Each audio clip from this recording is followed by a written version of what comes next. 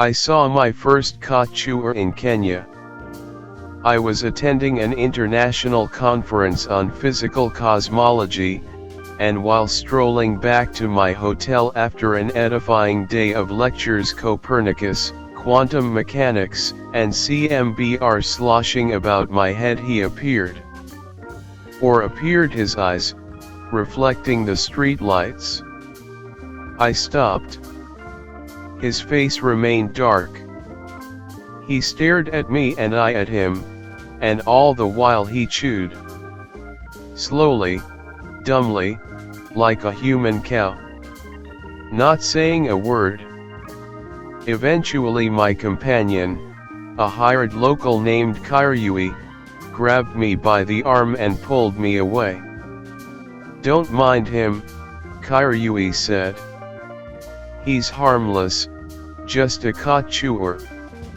Khat, a flowering plant native to East Africa chewed for its alkaloid, caffeinone, an amphetamine-like compound causing excitement and euphoria.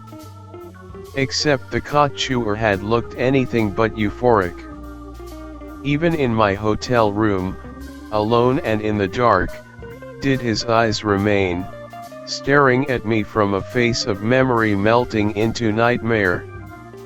I awoke, cold, wet, but remembering nothing from my fever dream save for a peculiar sensation of reality somehow condensing into me.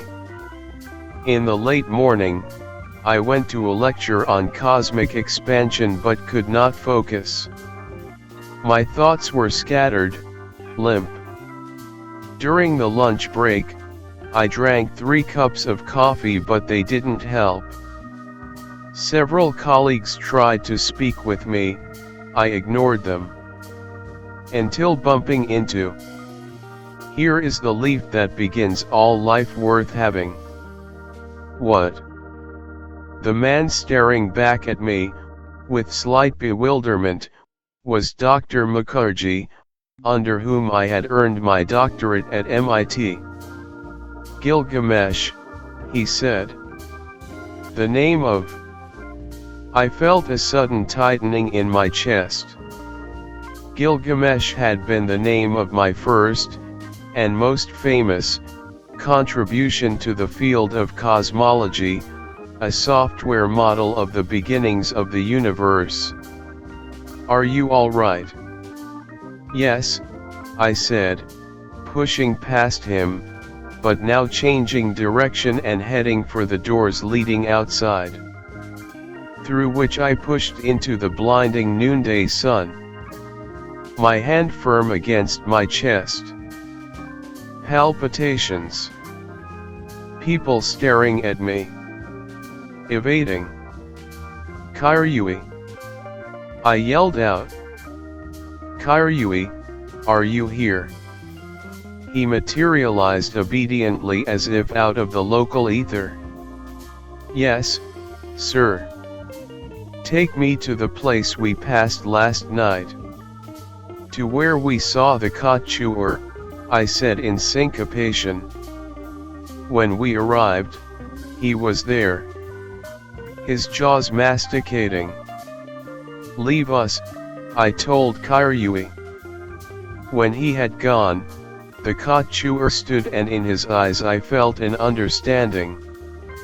I followed him into a building, down a ladder, deeper and deeper into a hole, until time meant nothing, until my feet touched ground. An underground chamber of impossible proportions. The inward pressure was immense. Through the permanent gloam I gazed rows and rows of Khat chewers. I sat among them. I willingly received my leaf. The expansion of the universe is slowing. There is too much matter. And the only thing preventing collapse, pushing against it with each grinding motion, is us, the Khat chewers, dutifully delaying the inevitable.